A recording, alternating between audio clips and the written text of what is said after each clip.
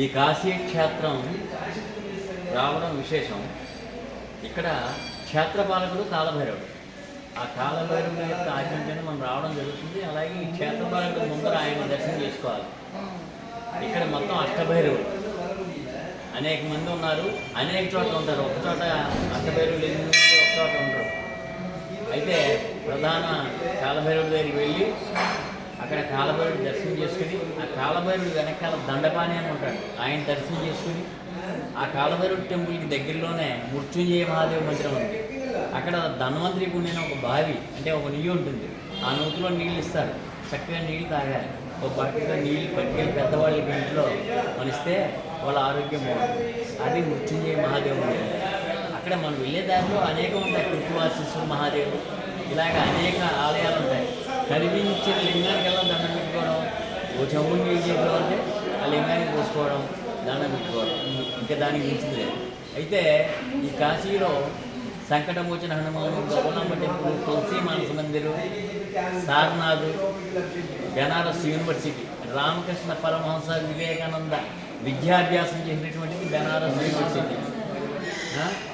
ఇలాగా అనేకం site scenes ఉంటాయి. మహారాజ్ కోట, వ్యాసకాశి, అది మనం ఆటోల వాళ్ళతో మాట్లాడుకుని జాగ్రత్తగా చక్కగా ప్లాన్ చేసుకుని ఉదయం బయలుదేరి మళ్ళీ సాయంత్రానికి అన్ని చూసి రావచ్చు. దుర్గాకుండు, ఇలా అనేకం. అలాగే వారాహి అమ్మవారు, దశాశ్వమేధ ఘాట్ అంటే దశాశ్వమేధ జరిగింది దశాశ్వమేధ ఘాట్. ఆ దశాశ్వమేధ ఘాట్ అంటే కొంచెం ముందుకు వెళ్ళి అలా లెఫ్ట్కి మెట్లు ఎక్కితే వారాహి అమ్మవారు ఉంటుంది. ఆ వారాహి అమ్మవారి దర్శనం చేసుకోవాలి. ఇంకా ముందుకెళ్తే మధ్యాహ్నం 12 గంటలకు మణికర్ణిక స్నానం చేస్తారు. ఆ మధ్యాహ్నం 12 గంటలకు మణికర్ణిక అంటే ముక్కోటి దేవతలు కూడా 12 గంటల సమయంలో స్నానం చేస్తారు. కాబట్టి ఆ 12 గంటల సమయంలో స్నానం చేస్తే నమస్కారం చేసుకోవాలి. ఇలాగా అంటే కాశీ అంటే అనంతం, మనిషి జీవితం సరిపోదు ఇలాంటి క్షేత్రంలో ఉండాలంటే. అయితే ఎంతకంతే వచ్చాము, 10 రోజులు 9 రాత్రులు పని చేసాం, అయితే 8 రోజులు ఉన్నాం. చక్కగా అన్నపూర్ణ, విశాలాక్షి, విశ్వనాథ్, దుండి గణపతి, సాక్షి గణపతి, చింతామణి గణపతి, అనేకం అన్నీ నమస్కారం చేసుకోవడం, హ్యాపీగా తృప్తిగా ఉండాలి. చూసుకుని చాలు, మనకి ఇంతే మనకి ప్రాప్తం అని చెప్పి దండం పెట్టుకోవడం. ఆ శివుణ్ణి ఎల్లప్పుడూ మాతో ఉండాలి.